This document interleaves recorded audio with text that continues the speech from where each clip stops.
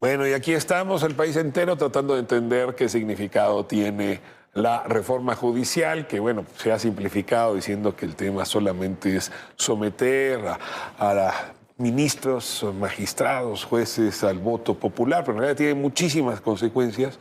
Me da muchísimo gusto tener hoy a José Mario de la Garza, él es abogado litigante, especialista en estos temas, para que nos ofrezca una mirada general sobre esta reforma que nos dieron a conocer el pasado fin de semana. José Mario, bienvenido, qué gusto tenerte aquí. Muchas gracias, Ricardo. Un honor estar aquí contigo. Pues si me pudieras dar una primera serie de frases que me permitan, digamos, entender tu reflexión sobre esta iniciativa, que no es la misma que se presentó en febrero, hay que decirlo, claro. Tiene más de 100 reformas. ¿Qué te parece? ¿Qué impresión te genera? Mira, yo te diría que hay un sentir generalizado en que el sistema de justicia en México no funciona. Eso está en cualquier persona que tú le preguntes, te va a decir que el sistema no funciona. Entonces, me parece que como una primera reflexión, sí necesitamos abordar en una discusión en donde se escuchen las voces, cómo tener un sistema de justicia que funcione. Tenemos un gravísimo problema de acceso a la justicia. Miles y miles de personas no pueden llegar a un tribunal, no pueden llegar a una fiscalía, no pueden resolver sus asuntos de forma institucional. Entonces, me parece que el tema de hablar de una reforma al Poder Judicial es positivo. Ahora, ¿qué es lo que queremos y cómo lo podemos lograr? El planteamiento principal es decir, vamos a eliminar a todos los jueces y magistrados, no nada más al nivel federal, También hay que recordar, esto no se ha dicho mucho, que también está planteada en la reforma eliminar a los jueces y magistrados locales, de todos los tribunales locales del país, que son los que resuelven la justicia cotidiana, el arrendamiento, el divorcio, el testamento.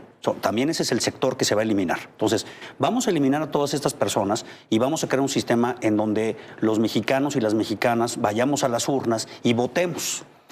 Y lo que se plantea es decir, eso nos va a garantizar unos mejores jueces. O sea, este sistema de elección nos va a garantizar que se democratice el Poder Judicial y que lleguen buenos jueces. Y entonces se dice, llegando buenos jueces, el sistema operará y resolverá los asuntos de forma adecuada. Ahí es donde me parece que la narrativa tiene su cuestionamiento. ¿Por qué eligiendo a un juez, a un ministro, a un magistrado en una boleta, por qué nos garantiza a todos, Ricardo, que esa elección va a hacer que el sistema funcione?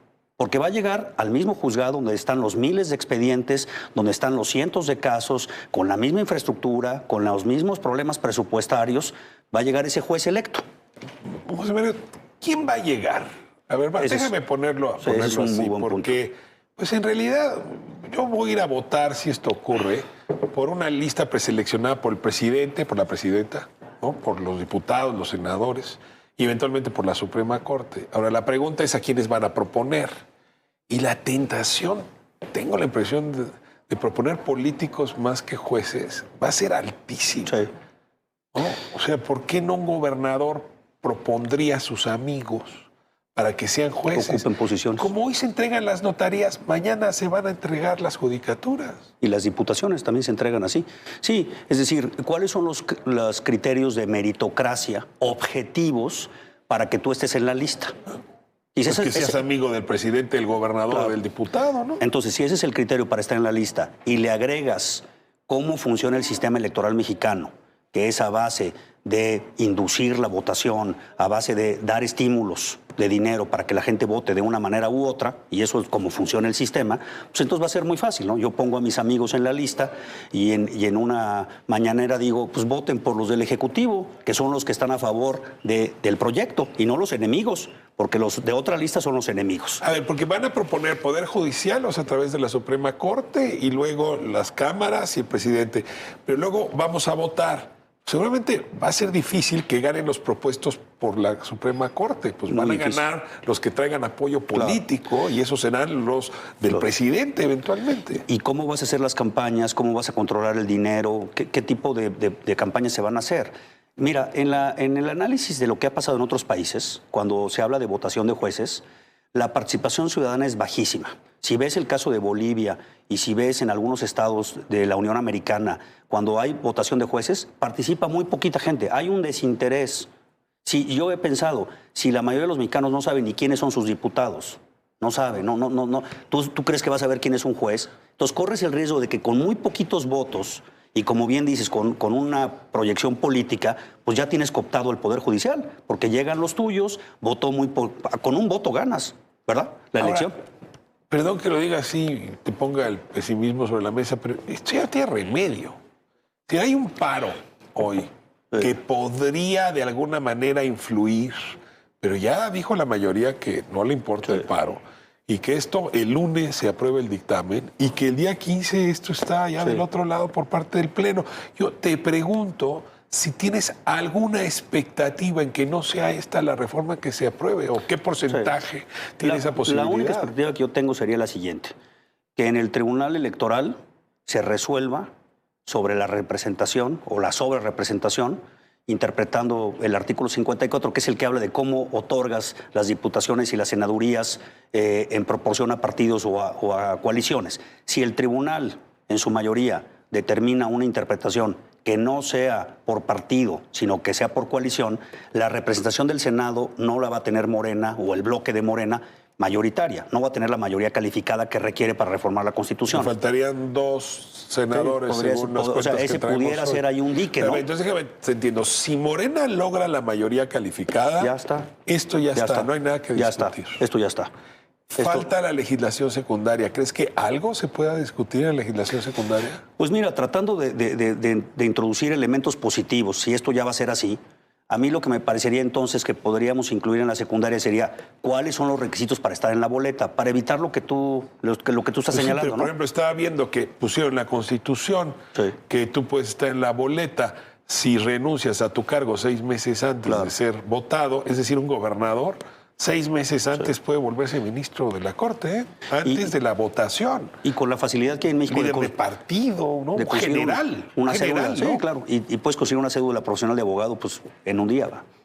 Que ese es otro tema, ¿verdad? Pero ahí está también. La jornada trae hoy un titular fuerte. Presionan bancos extranjeros para que no se haga la reforma. Es que Morgan Stanley ayer, pues, degradó. Digamos, recomendó no invertir en México justamente por el tema de la reforma judicial.